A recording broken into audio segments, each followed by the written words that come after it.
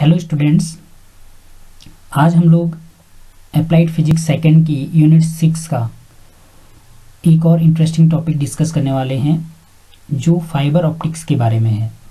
इससे पहले हम लोग फोटो इलेक्ट्रिक इफेक्ट, एक्सरे और लेजर को डिस्कस कर चुके हैं। इस लेक्चर में हम लोग फाइबर ऑप्टिक्स किसे कहते हैं, उसका स्ट्रक्चर, उसका प्रिंसिपल और उसके एप्लीकेशंस के विषय में डिस्कस करेंगे। सबसे पहले बात करते हैं कि फाइबर ऑप्टिक्स किसे कहते हैं, उसकी डेफिनेशन क्या है। तो optical fibres are fine transparent glass और plastic fibres which can propagate light. यानी हिंदी में अगर कहें तो प्रकाशिक तंतु कांच अथवा प्लास्टिक के ऐसे पारदर्शी रेसे होते हैं जिनसे होकर के प्रकाश गुजरता है। यानी कि ये प्लास्टिक और कांच के पतले रेसे होते हैं पारदर्शी, जिनसे के अगर एक छोर से हम लोग लाइट को प्रोपगेट कराएं तो दूसरे छोर से वही लाइट बाहर आती है, चाहे आप इस रेसे को कितनी बार मोड़ दें। वैसे आप जानते हैं कि लाइट सीधी रेखा में ही चलती है, लेकिन फाइबर ऑप्टिक्स एक ऐसी टेक्नोलॉजी है जिसमें लाइट को एक ओर से अगर आप एंटर कराएं तो चाहे आप इस रेसे को कितना भी मोड़ दें और दूसरी छोर से वो लाइट बाहर आती है। तो ये इसकी डेफिनेशन है कि प्रकाशिक तंतु यानी ऑप्टिकल फाइबर कांच और प्लास्टिक के ऐसे पारदर्शी रेसे होते हैं जिनसे होकर के लाइट गुजरती है, यानी प्रकाश गुजरता है। अब बात करते हैं इसके स्ट्रक्चर की, कैसे ये बना होता है। देखिए यहाँ पे एक डायग्राम बनाया हुआ मैंने। इसका जो सेंटर पार्ट है उसे कहते हैं कोर,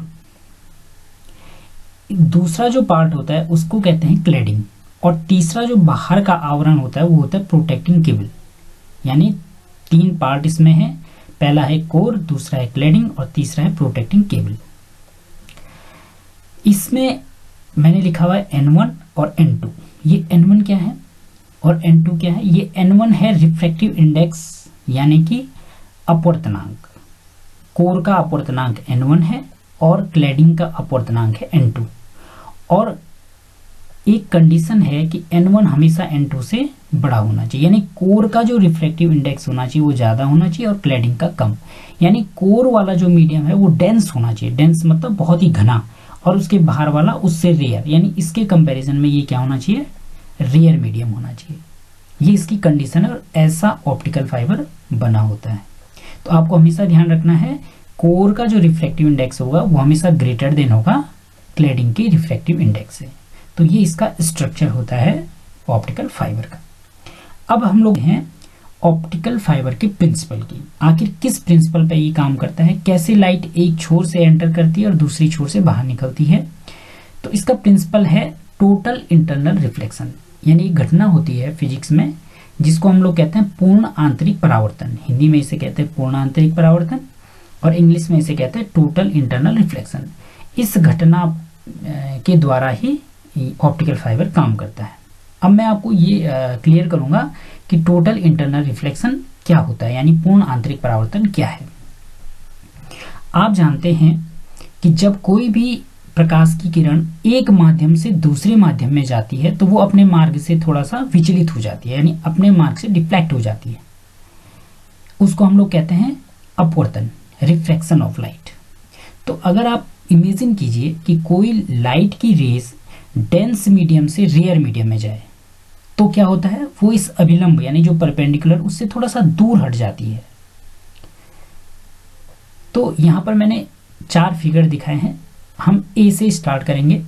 देखिए एक रेज एक डेंस मीडियम, ये ध्यान रखिएगा नीचे वाला जो मीडियम है ये डेंस है और ऊपर वाला रेयर मीडियम है। तो डेंस मीडियम से रेज थीटा, इंसिडेंट एंगल θ1 है, इस पे एंटर कर रही है। इसे इस डॉट डॉट लाइन पे जाना चाहिए, लेकिन ये कहां पे जा रही है, इस साइड में, क्योंकि ये जो अभिलंब है इससे थोड़ा सा दूर हट गई है।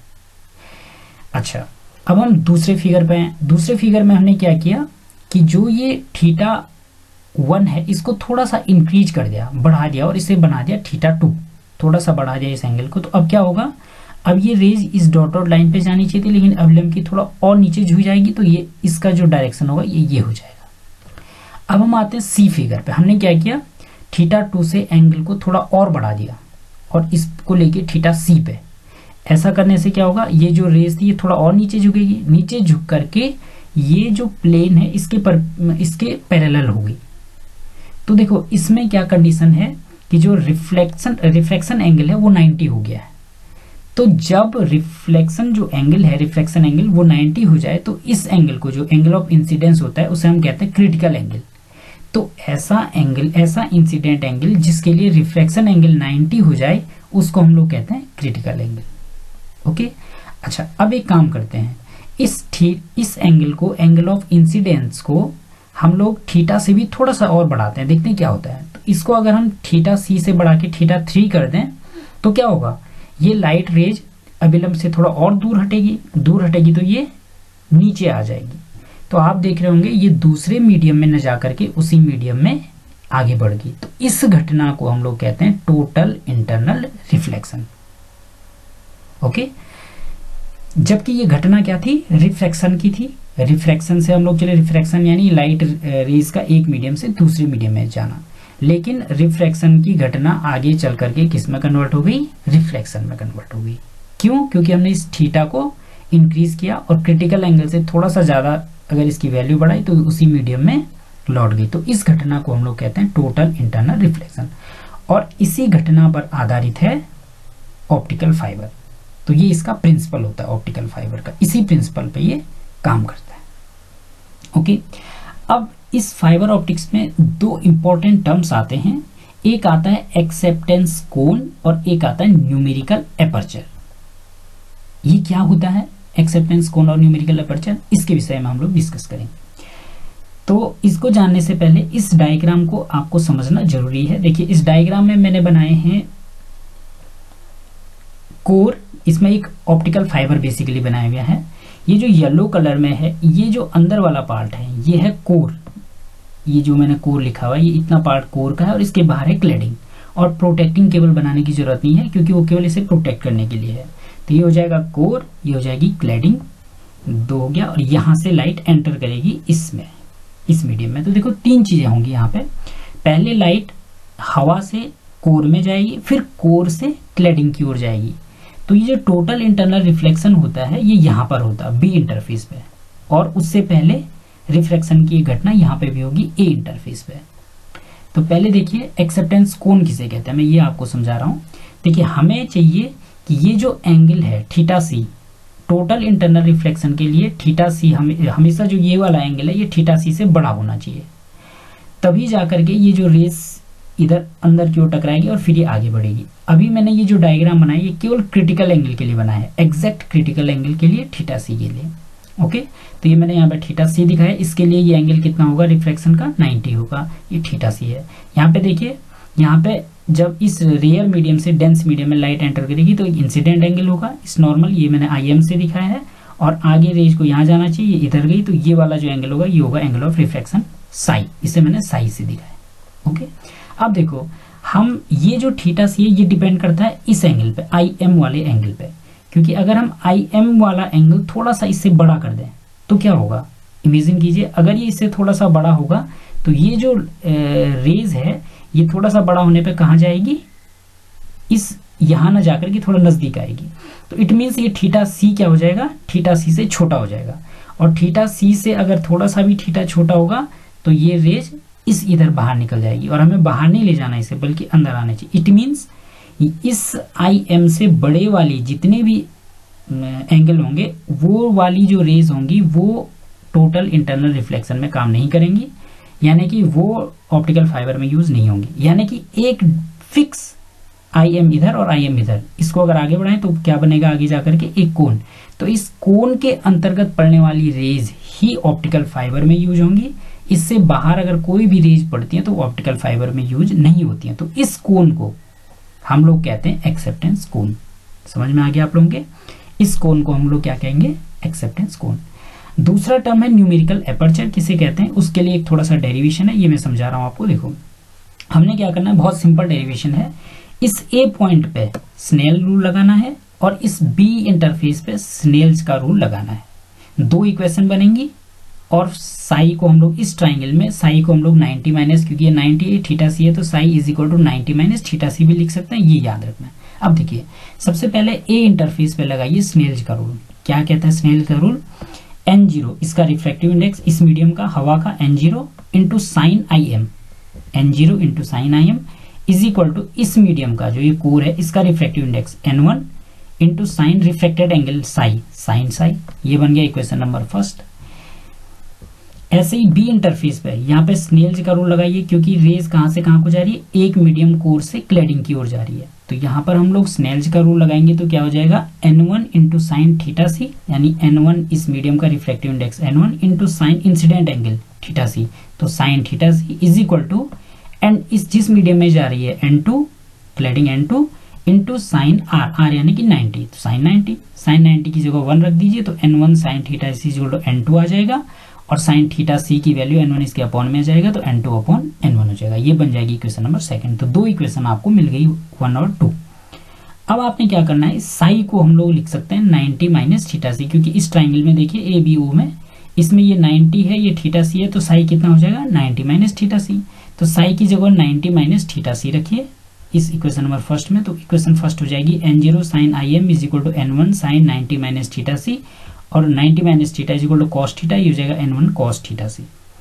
इसको और सिंप्लीफाई करो, n0 को इसके अपॉन में ले जाएंगे तो n1 upon n0 under root, अब कॉस थीटा को हम लोग लिख सकते हैं 1 माइनस साइन स्क्वायर थीटा का अंडर रूट, तो ये हो जाएगा 1 minus sine square theta c का अंडर रूट।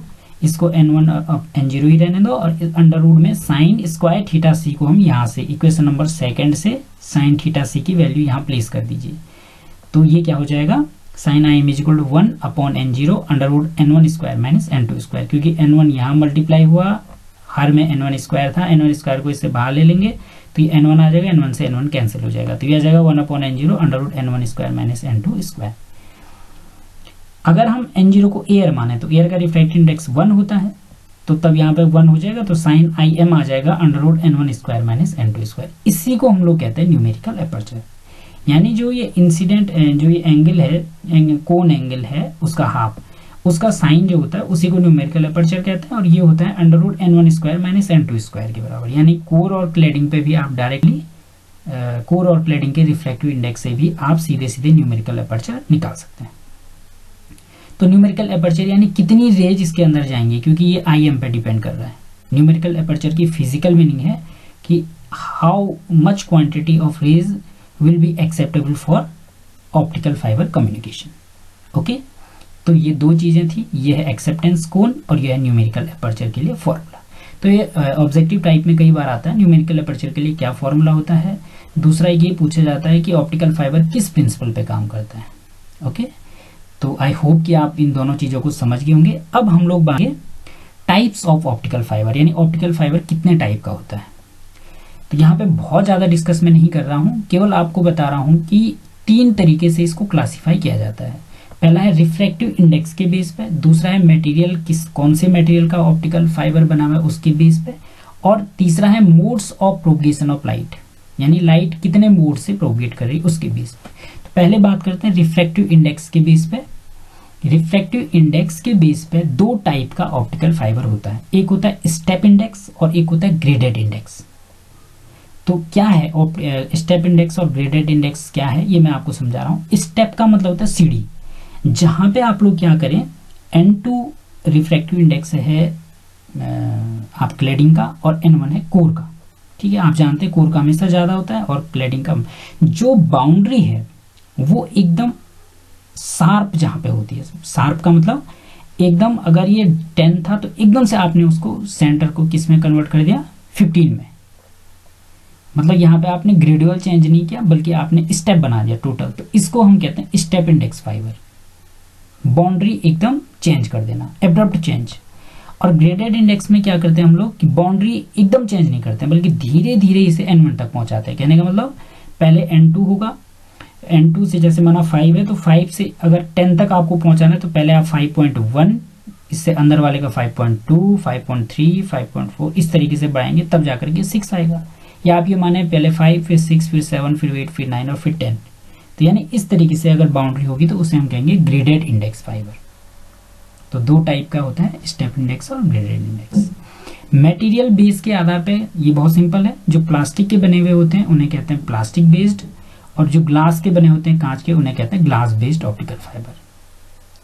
इसमें और टाइप के भी होते हैं, जैसे कोर को प्लास्टिक का बना दिया और जो क्लैडिंग है उसको कांच का बना दिया, या कोर को कांच का बना दिया और क्लैडिंग को प्लास्टिक का बना दिया। तो इस तरीके से कई तरीके से इसे क्लासिफाई कर सकते हैं। ओके। अच्छा, modes of propagation of light, इसके बेस पे भी दो टाइप के ऑप्टिकल फाइबर होते हैं, एक होता है सिंगल मोड, एक होता है मल्टी मोड। सिंगल मोड मतलब जिसका रास्ता एक हो, ये केवल तब होता है जब कोर का जो डायमीटर है वो हम बहुत कम करते हैं, 8 से लेके 10 माइक्रोन तक। हम ये मिनट लिखा हुआ है, गलत छपा हुआ है, इसे लिखना होता है माइक्रोन।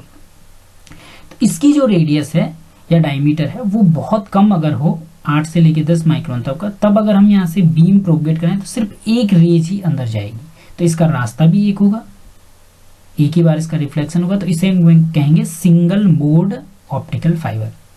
लेकिन अगर इसका डायमीटर बढ़ा दिया जाए, 62.5 माइक्रोन के अप्रोक्स कर दिया जाए, तो उस सिचुएशन में यहाँ पे पूरी की पूरी बीम जाएंगे, यानी 2-3 रेज आएंगे आगे अंदर, क्योंकि बहुत सारा इसका वो बढ़ गया है डायमीटर। तो यहाँ पर हर एक रेज जो इस कोन के अंतर्गत आएगी, एक्सेप्टेंस कोन के अंदर, उसका रिफ्लेक्शन अलग होगा, तो उनके रास्ते भी अलग अलग होंगे, जाएंगी सारी आगे लेकिन उनके रास्ते अलग अलग होंगे, तो उसे हम कहेंगे multi mode fibre optics. Okay, यहाँ से निकलने वाले भी बीम्स पूरी बाहर निकलेंगी, ऐसा नहीं कि यहाँ से एंटर करिए और यहाँ से बाहर ना निकले, तो इसे कहेंगे मल्टी मोड। तो होते हैं types of optical fibre.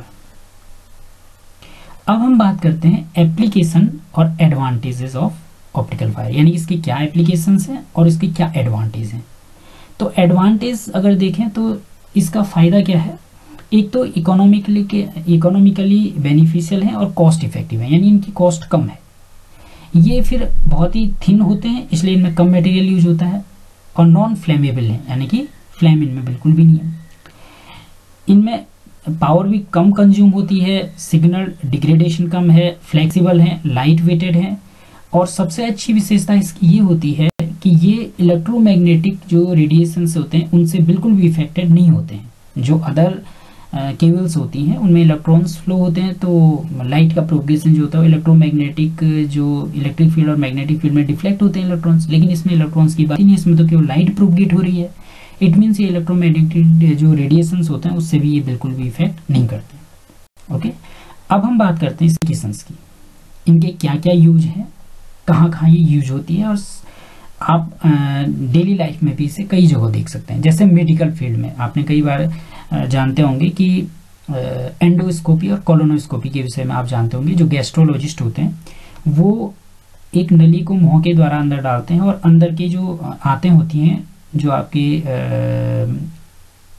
Internal जो ऑर्गन्स होते हैं उनकी जांच करते हैं। तो उसमें क्या होता है, आप जानते हैं लाइट हमेशा सीधी रेखा में चलती है, लेकिन सीधी रेखा में अगर लाइट जाएगी, आप मुंह के रास्ते लाइट डालेंगे तो वो मुंह के अंदर तो जा ही नहीं सकती है। लेकिन फाइबर ऑप्टिक्स का यूज करके, लेजर के साथ यूज करके, हम एक पाइप को अंदर डालेंगे, पाइप के एक छोर से अगर लाइट डालेंगे तो वो कहाँ जाएगी लाइट, पेट के अंदर। उसके आगे अगर एक कैमरा फिट कर देंगे तो हम उसकी इमेज भी कैप्चर कर सकते हैं, और डॉक्टर अंदर पूरा देखता है कि कहाँ पे कोई घाव तो नहीं बना हुआ है या कुछ भी। तो मेडिकल में इसका बहुत अच्छा यूज है। कोलोनोस्कोपी यानी कि जो कोलोन की जांच करने के लिए, और एंडोस्कोपी यानी मुंह के अंदर से आंतों की जांच करने के लिए। मिलिट्री में इसका बहुत यूज है। A fibre guided weapons are used in military which works over a range of 5 to 10 kilometres, यानी जैसे टैंक मिसाइल्स होती हैं या उनमें ये यूज किया जाता है। इंडस्ट्रियल एप्लीकेशन इसका बहुत ज़्यादा है। आप जानते हैं it is use to in digital transmissions at very low cost, it is free from noise, और नॉइस से भी फ्री होता है, तो इंडस्ट्री में बहुत यूज है इसका। कंप्यूटर में बहुत एप्लीकेशन हैं इसके। हम एक कंप्यूटर के ही डिफरेंट पार्ट्स जो होते हैं उनको फाइबर ऑप्टिक्स से एक दूसरे से कनेक्ट कर सकते हैं। और आप जानते हैं नेटवर्किंग में बहुत सारे अगर कंप्यूटर्स हैं तो उनको भी हम आपस में कनेक्ट कर सकते हैं फाइबर ऑप्टिक्स टेक्नोलॉजी के कारण। अगला है ऑप्टिकल फाइबर सेंसर्स। कुछ ऐसे सेंसर्स होते हैं जो प्रेशर, टेम्परेचर और डिस्प्लेसमेंट, जो फिजिकल पैरामीटर्स हैं, उनको फाइंड आउट करने के लिए भी हम इसका यूज करते हैं एज ए सेंसर। और लास्ट और बट नॉट लीस्ट, और सबसे इम्पोर्टेंट जो एप्लीकेशन है वो है पब्लिक नेटवर्क एप्लीकेशन। मतलब जो आपके मोबाइल आप पे नेटवर्क आता है वो फाइबर ऑप्टिक्स कम्युनिकेशन टेक्नोलॉजी का यूज होता है, और वो फाइबर केबल्स ही यूज की जाती हैं। ये क्यों यूज की जाती हैं? क्योंकि ये इसका फ्लेक्सिबिलिटी है, लाइट वेट है, लार्ज बैंडविड्थ है, फ्री फ्रॉम क्रॉस टॉकिंग से भी फ्री होते हैं, कॉस्ट भी इसकी लो होती है, लाइफ इसकी ज़्यादा है, और इलेक्ट्रोमैग्नेटिक रेडिएशन से फ्री होती है। ये मैं पहले भी डिस्कस कर चुका हूँ। तो इस तरीके से ये 6 एप्लीकेशन मैं यहाँ पे डिस्कस कर रहा हूँ। इसके अलावा भी इसके बहुत सारे एप्लीकेशन हैं ऑप्टिकल फाइबर के। तो मैं आशा करता हूँ कि आप समझ गए होंगे ऑप्टिकल फाइबर की डेफिनेशन को, ऑप्टिकल फाइबर के स्ट्रक्चर को, साथ ही ऑप्टिकल फाइबर की जो प्रिंसिपल क्या है, उसमें न्यूमेरिकल अपर्चर और एक्सेप्टेंस कोन क्या होता है, और उसके साथ ही इसके टाइप्स, एडवांटेज और एप्लीकेशंस को आप लोग समझ गए होंगे। तो ये बेसिक था फाइबर ऑप्टिक्स का, आप इसे अच्छी तरीके से पढ़िए। कोई अगर डाउट हो तो कमेंट बॉक्स में आप क्वेश्चन पूछ सकते हैं। Thank you very much for your kind attention.